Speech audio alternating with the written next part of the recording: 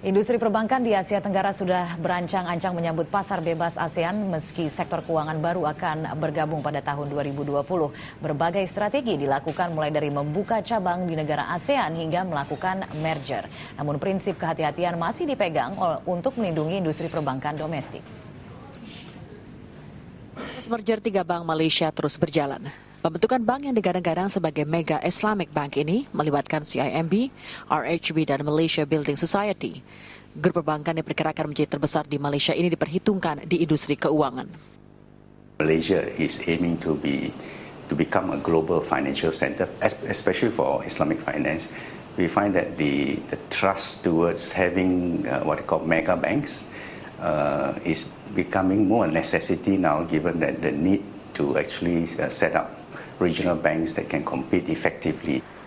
Sektor finansial masih belum dibuka ke pasar bebas Asia Tenggara hingga tahun 2020. Namun beberapa negara sudah bersiap melebarkan sayap. Tidak semata-mata bertindak agresif, sebagai negara tetap bertindak hati-hati. Indonesia memperketat regulasi kepemilikan asing terhadap bank domestik. Batas atas kepemilikan saham dikurangi dari 99 menjadi 40%. Sementara Malaysia melanjutkan liberalisasi sektor layanan keuangan.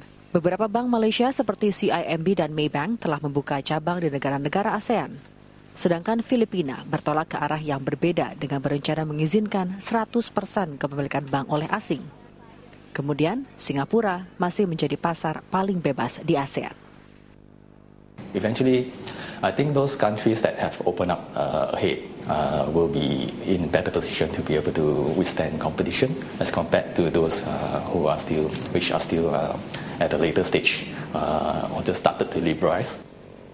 Para analis berkeyakinan semakin terintegrasinya sektor keuangan dan perbankan akan meningkatkan kesempatan serupa seperti dilakukan CIMB dan penting untuk menggerakkan integrasi ekonomi antar negara ASEAN.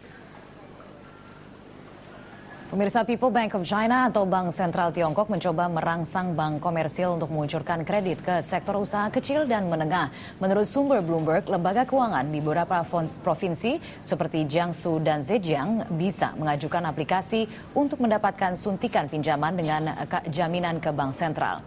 PBOC kemudian akan menentukan berapa jumlah pinjaman yang akan diberikan.